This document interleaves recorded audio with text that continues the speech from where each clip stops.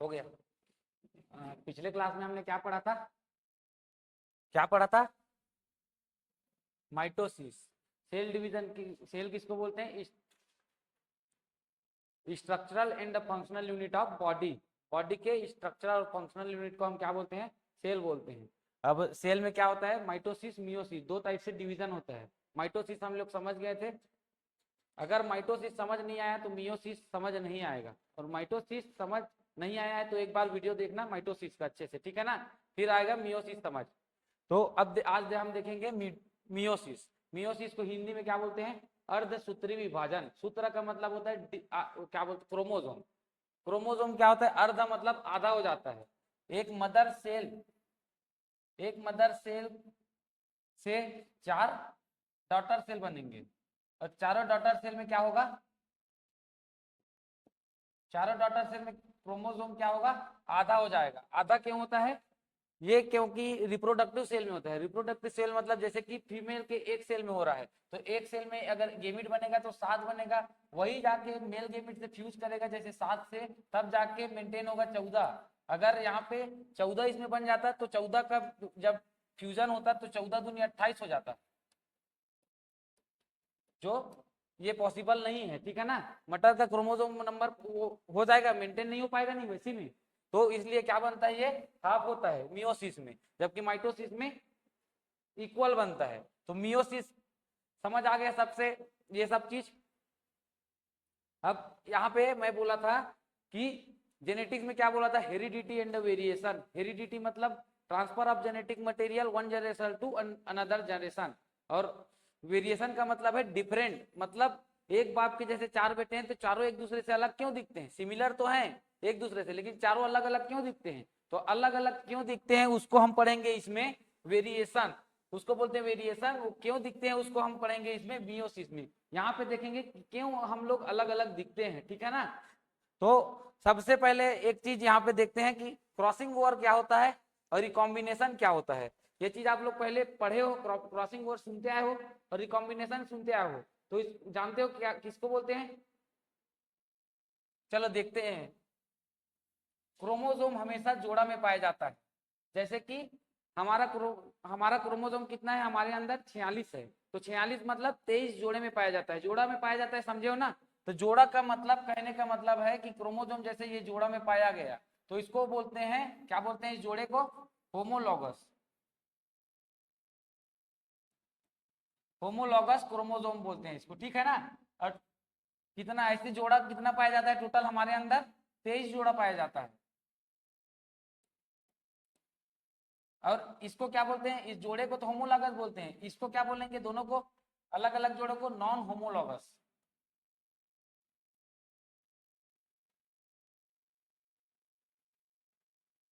Non homologous, ठीक है ना? जोड़े को क्या बोलेंगे? जोड़े में क्या होता है? एक मेल का होता है क्रोमोसोम और एक क्या होता है? फीमेल का आता है, ठीक है ना? ये जोड़े में हमेशा एक मेल का रहता है यहाँ पे क्रोमोसोम, और एक फीमेल का रहता है। तो इस जोड़े को क्रोमोसोम को एक साथ क्या बोलते हैं? Homologous chromosome. और जोड़े अलग अलग जोड़े के दोनों को क्या बोलेंगे? Non homologous chromosome. तो क्रॉसिंग ओवर क्या कहता है? Crossing over exchange of chromosomal segment, homologous non sister chromatid.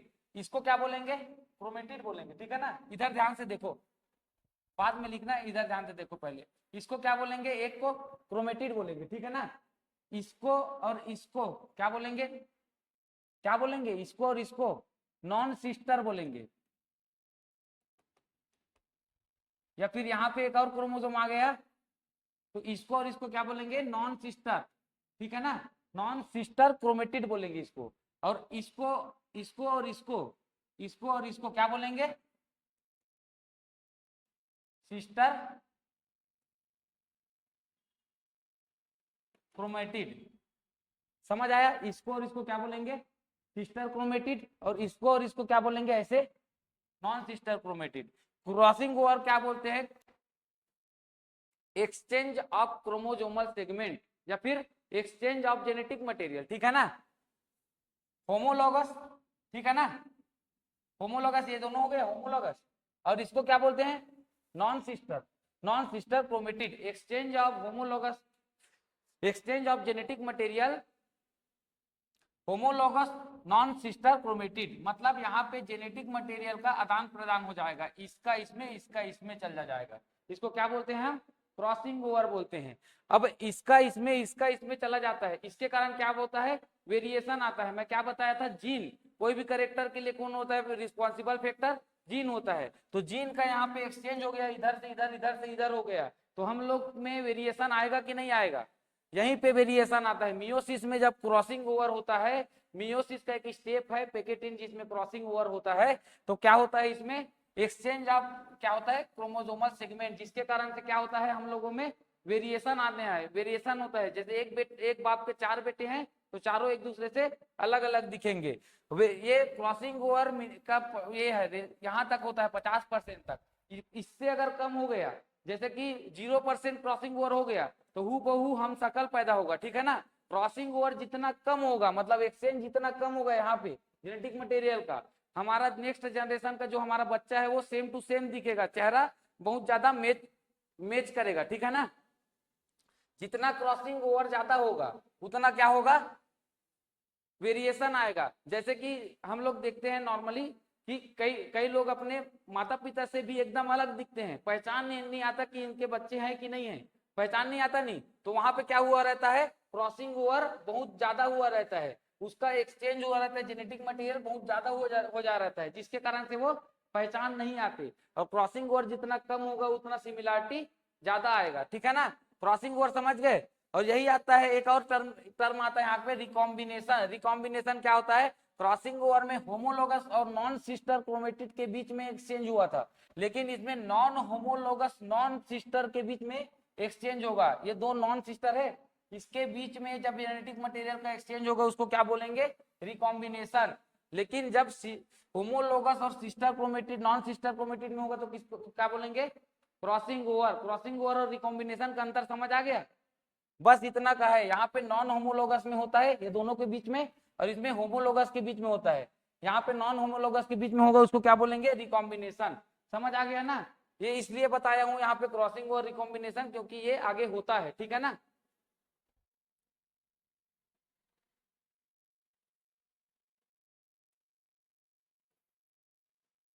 अब आउटलाइन में बताया था, आउटलाइन अगर आपको याद है क्या क्या स्टेप होता है तो समझना बहुत इजी है। अगर आउटलाइन ही आपको याद नहीं है तो समझना मुश्किल है, ठीक है ना। तो आउटलाइन सबसे पहले आप लोग याद कर लेना। सबसे पहले क्या होता है यहाँ पे? इंटरफेस होता है। इंटरफेस उसमें भी हुआ था। सबसे पहले देखो क्या होता है, एक सेल है, एक सेल से पहले मियोसिस डिवीजन 2 स्टेप में होता है, ये चीज याद रखना। मियोसिस डिवीजन में डिवीजन कितने बार होते हैं? 2 बार। ये क्वेश्चन आता है कि कैसे 2 बार होता है? एक बार एक सेल से कितना सेल बनता है? 2 सेल बनता है, जिसमें 7+7 रहता है क्रोमोसोम। 7+7 क्यों लिखा हूं इसको भी बताऊंगा अभी। और एक डिवीजन होता है, इसमें इंटरफेस होता है यहाँ पे, लेकिन यहाँ पे फिर से एक बार डिवीजन होता है। 2 से कितना बनता है? कितना बनता है? 4 बनता है। चारों में क्रोमोसोम नंबर हाफ हो जाता है। किसके हाफ हो जाते हैं? मदर सेल के। डॉटर सेल में क्रोमोसोम हाफ हो जाते हैं मदर सेल से। यहाँ पे 7+7 क्यों लिखा हूं? क्योंकि इसका इंटरफेस हुआ तो इंटरफेस में कॉपी बना, तो कॉपी बना तो इसको 14 हम लोग ऐसे पढ़ेंगे, 14 भी पढ़ सकते हैं, लेकिन ये 7 क्रोमोसोम की जोड़ा है, उसी का ये क्या है? 7 क्रोमोसोम का सेम टू सेम कॉपी है। इस कारण इसको क्या लिखे हैं? 7+7, ठीक है ना। तो यहाँ पे एक क्वेश्चन आता है कि मियोसिस में सेल डिवीजन कितने बार होते हैं? कितना बार होता है? ये एक बार हुआ, और ये कितना हुआ? दूसरा बार। दूसरा क्वेश्चन आता है, मियोसिस में 2 बार डिवीजन होता है, लेकिन एक चीज को याद रखना कि मियोसिस में इंटरफेस केवल एक बार होता है। कहाँ पे होता है इंटरफेस? फर्स्ट बार जो डिवीजन होता है उसमें। उसके बाद यहाँ पे ऑलरेडी ये कॉपी हो चुका रहता है, यहाँ पे और इंटरफेस देखने को नहीं मिलता, ठीक है ना। 2 बार डिवीजन होता है तो यहाँ पे ही इंटरफेस मिलेगा, इंटरफेस में कॉपी होगा, उसके बाद यहाँ पे और इंटरफेस नहीं होगा। इंटरफेस और होता तो क्या होता है? यहाँ पे फिर 14 आ जाता, लेकिन यहाँ पे क्रोमोसोम क्या होता है? हाफ होता है, ठीक है ना। तो इस कारण यहाँ पे इंटरफेस और देखने को नहीं मिलता। तो ये भी क्वेश्चन आता है कि मियोसिस में इंटरफेस कितने बार होते हैं? कितना बार होता है? 2 बार, ठीक है ना। आउटलाइन में सबसे पहले क्या होता है, इंटरफेस। इंटरफेस में सबसे पहला होता है G1 फेज, सेकंड क्या होता है, एस फेज, तीसरा क्या होता है, G2 फेज। एस फेज में क्या होता है, एस फेज में क्या होता है, बताया था ना, वही उसको अभी देखेंगे, पहले आउटलाइन देखते हैं। उसके बाद होता है मियोटिक डिवीजन 1, ठीक है ना। उसमें क्या होता है, पहला क्या होता है मियोटिक डिवीजन 1 में,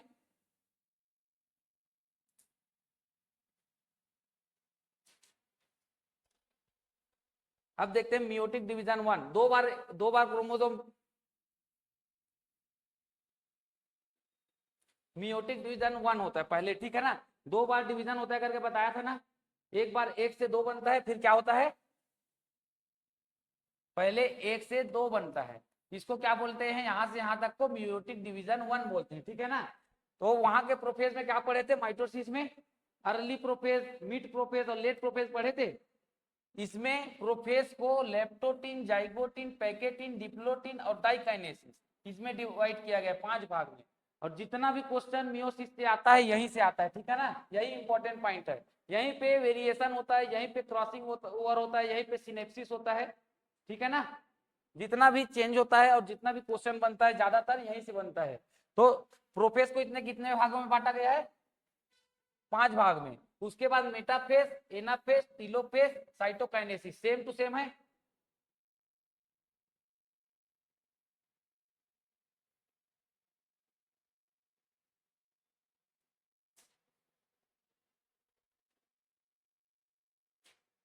ठीक है। उसके बाद मियोटिक, मियोटिक सेकंड होता है, ठीक है ना, उसमें सेम टू सेम क्या होता है, माइटोसिस में जैसे हुआ था वैसे फिर से वो होता है।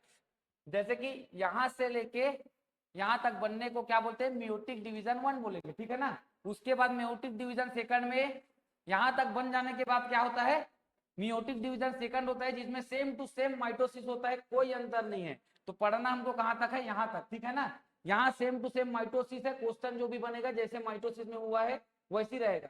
सेम माइटोसिस का सेम टू सेम यहाँ पे कॉपी फिर से होता है, मतलब 1 से 2 बनता है। जिसमें 7+7 रहता है वो क्या हो जाता है, 7 में 4 बन जाते हैं। यहां तक सबको समझ आ गया।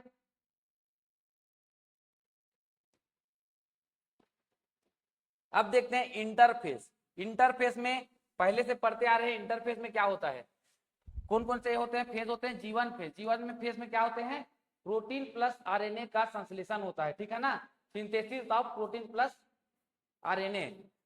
उसके बाद एस फेज, एस फेज में मैं क्या बताया था, DNA replication, DNA to DNA बनना, डीएनए का कॉपी बनना, इसको क्या बोलते हैं, डीएनए रेप्लिकेशन। माइटोटिक डिवीजन में माइटोसिस में क्या पढ़े थे, डीएनए रेप्लिकेशन। एस फेज में कितना परसेंट होता था, 100% होता था नहीं। यहाँ पे मोस्ट इंपॉर्टेंट क्वेश्चन है, 99.7% डीएनए रेप्लिकेशन होता है एस फेज में, और बाकी 0.3% होता है वो जाइगोटिन स्टेज में होता है, इसको देखेंगे, ठीक है ना। उसके बाद नेक्स्ट स्टेज में पॉइंट क्या आता है, हिस्टोन प्रोटीन का बनना। हिस्टोन प्रोटीन बताया था ना, हिस्टोन प्रोटीन का भी संश्लेषण होता है। G2 फेज में क्या होता है, यहाँ पे जो होना रह गया था वो बचा कुचा प्रोटीन और आरएनए कहाँ बनता है, G2 फेज में बनता है, ठीक है ना। इंटरफेस हो गया, समझ आ गया ना।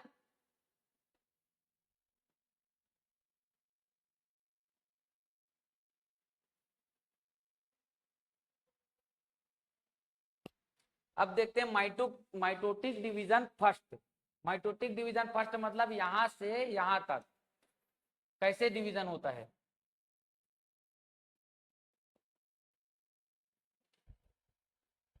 देखो इसमें कितना स्टेप होता है प्रोफेज में, leptotene, zygotene, pachytene, diplotene, diakinesis. Leptotene, zygotene, pachytene, diplotene, diakinesis, इसको याद रखना है। 5 स्टेप में होता है, यहीं से जो भी बनता है क्वेश्चन यहीं से बनता है। इसमें क्या होता है, वेरिएशन हमारे अंदर कैसे आता है, सब चीज इसी में होता है, ठीक है ना। क्रॉसिंग ओवर होता है, कहाँ पे होता है, कैसे होता है, पूरा इसी स्टेप में होता है। इसको देखते हैं।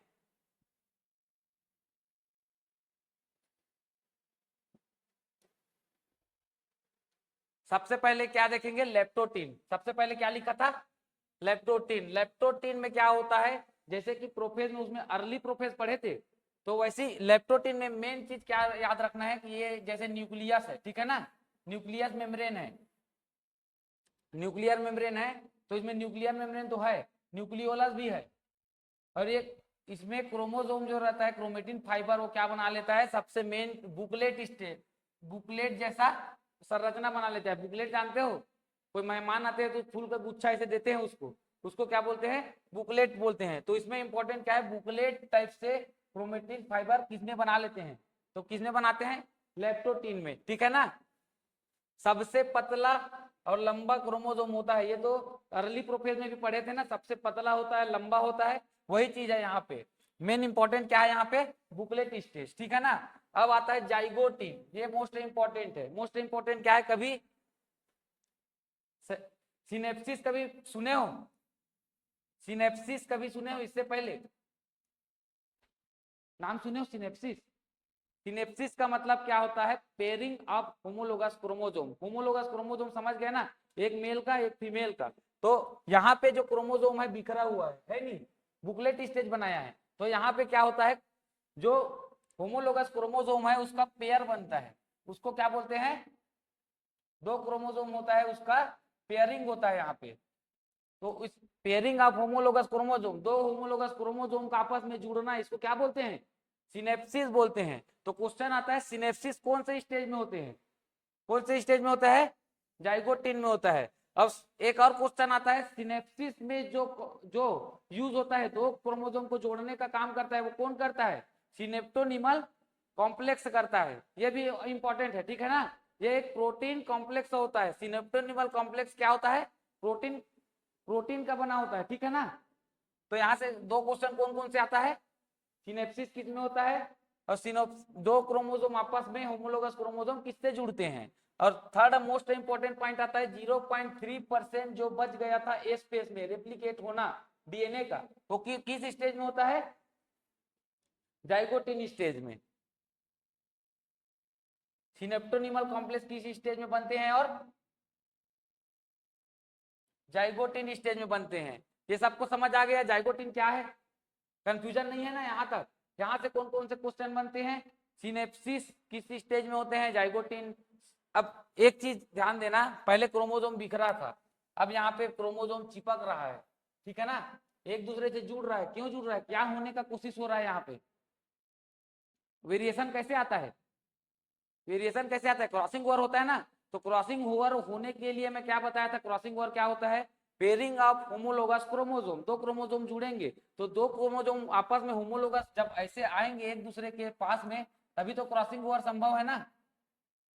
होमोलोगस क्रोमोसोम एक दूसरे के पास में आएंगे तब तो क्रॉसिंग ओवर होगा ना। तो यहाँ पे हो क्या रहा है, क्रॉसिंग ओवर के लिए सिचुएशन बनने का बन रहा है, ठीक है ना। आगे बढ़ू, पेकेटिन स्टेज, ठीक है ना।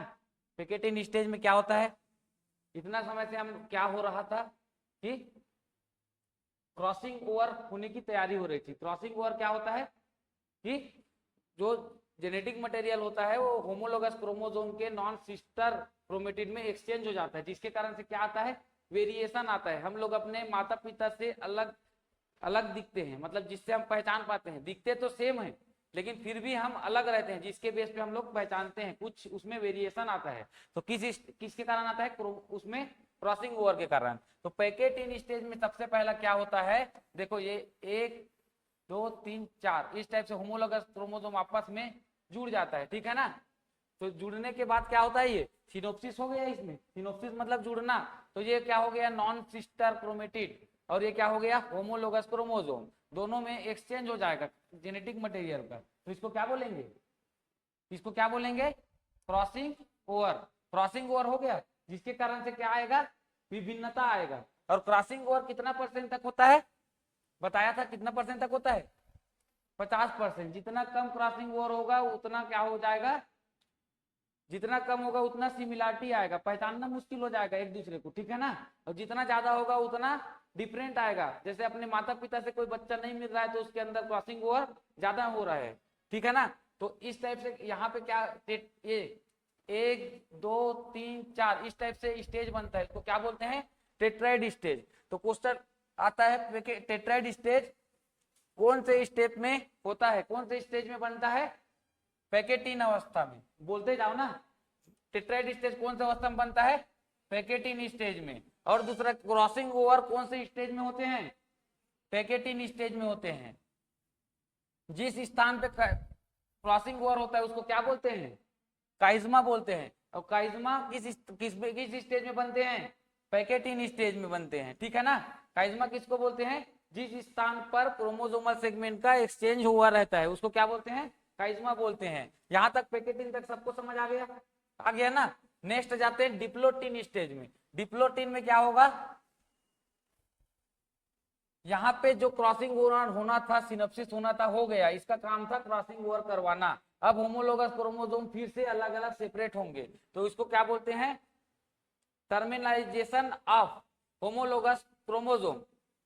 होमोलोगस क्रोमोसोम का सेपरेशन कौन से स्टेज में होता है, डिप्लोटिन में। ये देखो होमोलोगस क्रोमोसोम अलग अलग हो रहा है, अब इसमें क्रॉसिंग ओवर हो गया, फिर से होमोलोगस क्रोमोसोम अलग अलग हो रहा है, इसको क्या बोलेंगे, होमोलोगस क्रोमोसोम का सेपरेशन कौन से स्टेज में होता है, डिप्लोटिन स्टेज में। सिनेप्टोनिमल कॉम्प्लेक्स, सिनेप्टोनिमल कॉम्प्लेक्स क्या करता है बोला था, क्या करता है, जोड़ के रखता है, होमोलोगस क्रोमोसोम को जोड़ के रखता है नहीं। तो यहाँ पे सिनेप्टोनिमल कॉम्प्लेक्स रिमूव होता है, तो रिमूव अब यहाँ पे रिमूव सिनेप्टोनिमल कॉम्प्लेक्स किस स्टेज में हट जाता है, रिमूव हो जाता है, किस स्टेज में होता है, डिप्लोटिन स्टेज में हो जाता है। अब डिप्लोटिन स्टेज के लास्ट में क्या होता है, जो काइज्मा बना है उसका टर्मिनलाइजेशन होता है। टर्मिनलाइजेशन मतलब होता है कि अलग होना, तो इसके लास्ट में होता है। तो ये क्वेश्चन आता है, इसमें कंफ्यूज नहीं होना है, काइज्मा का टर्मिनलाइजेशन किस स्टेज में होता है, तो डिप्लोटिन नहीं मानना है, डाइकाइनेसिस मानना है, ठीक है ना। यहाँ पे होता है इसके लास्ट में, मतलब इसके शुरुआत में, ठीक है ना। यहाँ पे लिख दिया हूं तो इसमें कंफ्यूज नहीं होना है, ठीक है ना, ये यहाँ पे होता है। अब डाइकाइनेसिस, डाइकाइनेसिस में क्या होता है, देखो लेट प्रोफेज में क्या हुआ था, न्यूक्लियर मेम्ब्रेन डिसअपियर हुआ था, तो यहाँ पे न्यूक्लियर मेम्ब्रेन क्या हो जाता है, डिसअपियर हो जाता है। न्यूक्लियोलस क्या हो जाता है, यहाँ पे डिसअपियर हो जाता है। और एपियर क्या होता है, स्पिंडल, यहाँ पे लिखा नहीं हो तो कंफ्यूज नहीं होना है, इसमें क्या हो जाएगा, यहाँ पे स्पिंडल फाइबर अपियर हो जाएगा। और काइज्मा टर्मिनलाइजेशन किस स्टेज में होता है, ये मोस्ट इंपॉर्टेंट है, डाइकाइनेसिस, ठीक है ना। काइज्मा टर्मिनलाइजेशन होने के बाद डाइकाइनेसिस स्टेज चालू होता है, ठीक है ना। समझ आ गया यहां तक, leptotene, zygotene, pachytene, diplotene, diakinesis, यही 5 स्टेप है जहां से पूरा क्वेश्चन बनता है, और यही 5 स्टेप थोड़ा सा डिफरेंट है, बाकी माइटोसिस की तरह ही है। अब देखते हैं नेक्स्ट स्लाइड में जाएं।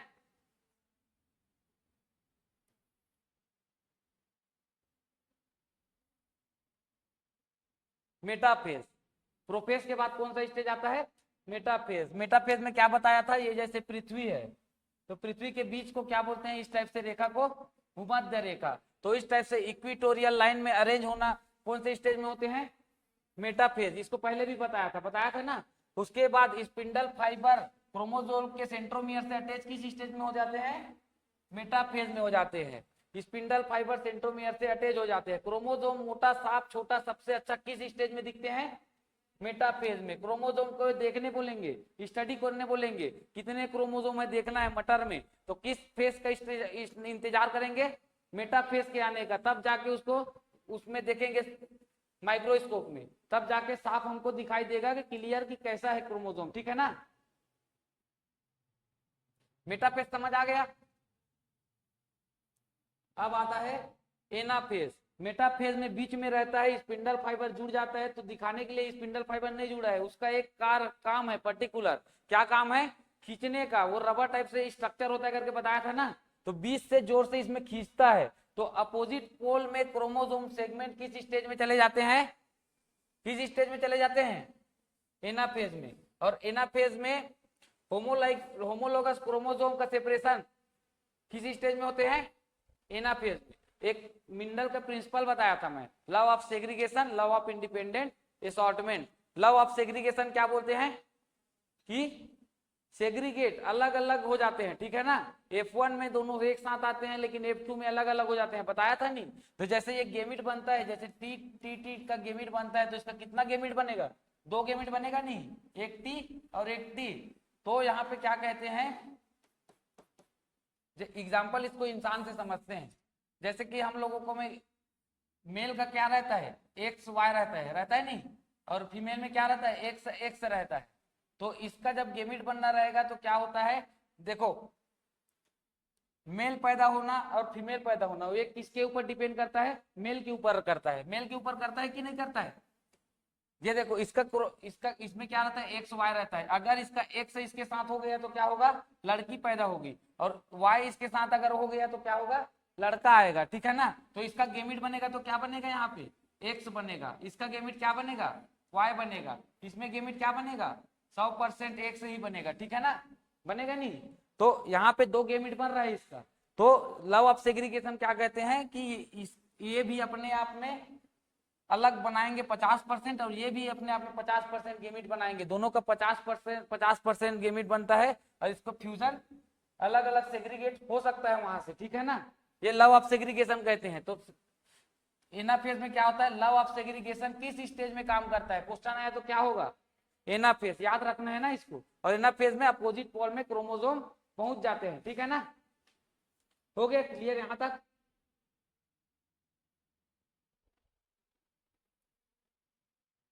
अब आ जाए टीलोफेज।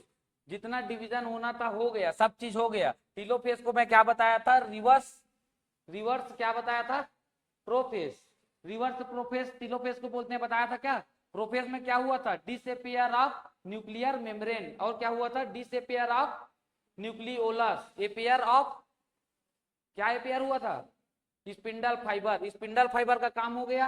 अब डिसअपियर ऑफ स्पिंडल फाइबर यहाँ पे होगा, ठीक है ना। पहला क्या होगा यहाँ पे, डिसअपियर क्या होगा, स्पिंडल फाइबर, ठीक है ना। और क्या होगा, स्पिंडल फाइबर डिसअपियर होगा। उसके बाद क्या होगा, क्रोमोसोम पतला हो जाएगा, उसमें मोटा हो गया था, इसमें पतला हो गया था। न्यूक्लियर मेम्ब्रेन एपियर हो जाएगा, होगा नहीं। न्यूक्लियोलस एपियर हो जाएगा, होगा नहीं। न्यूक्लियर मेम्ब्रेन ये है ना, ये साइटोप्लाज्मा है, और ये क्या है, सेल वॉल है। तो न्यूक्लियर मेम्ब्रेन एपियर हो गया। यहां तक कोई डाउट किसी को, कुछ डाउट नहीं है ना। अब नेक्स्ट आगे बढ़े, इसके पास कौन सा आता है, टीलोफेज के बाद।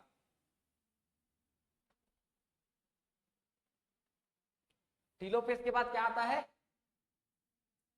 साइटोकाइनेसिस। इसमें क्या होता है, साइटोप्लाज्मा डिवाइड होता है दो भाग में, ठीक है ना।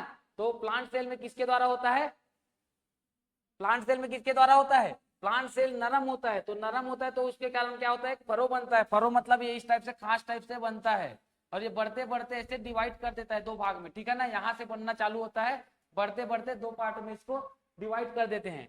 और एनिमल सेल, प्लांट सेल में क्या होता है, प्लांट सेल में सॉरी प्लेट के द्वारा बनता है, ठीक है ना। ये प्लांट सेल जो होता है वो क्या रहता है, बहुत ज्यादा कठोर रहता है। तो यहाँ से प्लेट बनना चालू होता है, और ये दो भाग में डिवाइड हो जाता है। और एनिमल सेल में क्या बनता है, बीच में फरो बनता है, और धीरे धीरे ये बढ़ते बढ़ते दो पार्ट में टूट जाता है, ठीक है ना। तो साइटोकाइनेसिस समझ आ गया। अब उसके बाद यहाँ तक क्या हुआ है, एक सेल से दो सेल बन गया है। जैसे कि इसका कितना था, क्रोमोसोम नंबर 14 था, इसमें क्या क्या आ गया है, 7+7, 7+7 आ गया। अब इसको फर्स्ट डिवीजन हो गया। मियोसिस में कितना बार डिवीजन होता है, 2 बार। फर्स्ट डिवीजन हो गया। अब सेकंड डिवीजन जो होगा एज इट इज क्या होगा, सेम टू सेम माइटोसिस ही होगा, लेकिन इसमें अंतर क्या रहेगा, इंटरफेस नहीं होगा, ठीक है ना। तो इसमें फिर से माइटोसिस होगा, और दो पार्ट में ये डिवाइड हो जाएगा, ठीक है ना। तो 7 सभी में पहुंच जाएगा। इतना सबको समझ आ गया, इधर आगे पढ़ने की जरूरत नहीं है, माइटोसिस ही है सेम। सेकंड डिवीजन क्या होता है, माइटोसिस के समान एज इट इज डिवीजन फिर से होता है। यहां तक सबको समझ आ गया, क्वेश्चन यहां से बाउंस नहीं होगा, समझ यहां तक आना चाहिए, ठीक है ना। अब देखते हैं इंपॉर्टेंस ऑफ मियोसिस।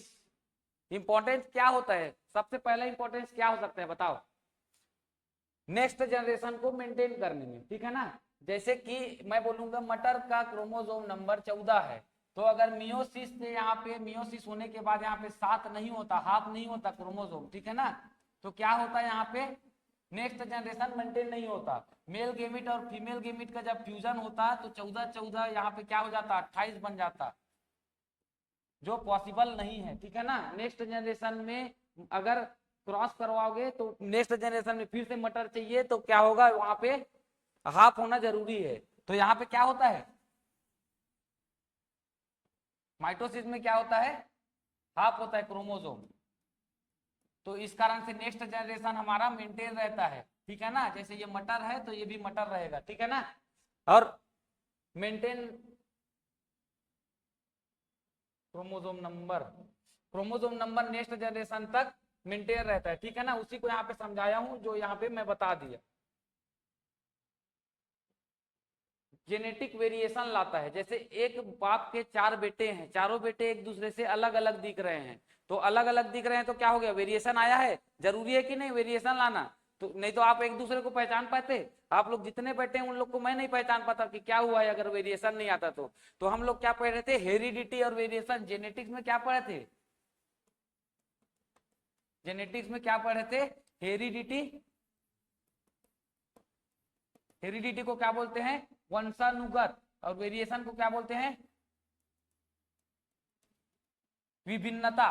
तो हेरिडिटी मतलब transfer of genetic material one generation to another generation, एक जनरेशन से दूसरे जनरेशन में जाता है, लेकिन जाने के बाद भी यह अपने पेरेंट से सिमिलर रहते हैं, लेकिन फिर भी उसमें अलग भिन्न होते हैं, अलग अलग होते हैं। वो वेरिएशन कहाँ से आता है, जेनेटिक में समझ आ गया, मियोसिस में होता है, ठीक है ना।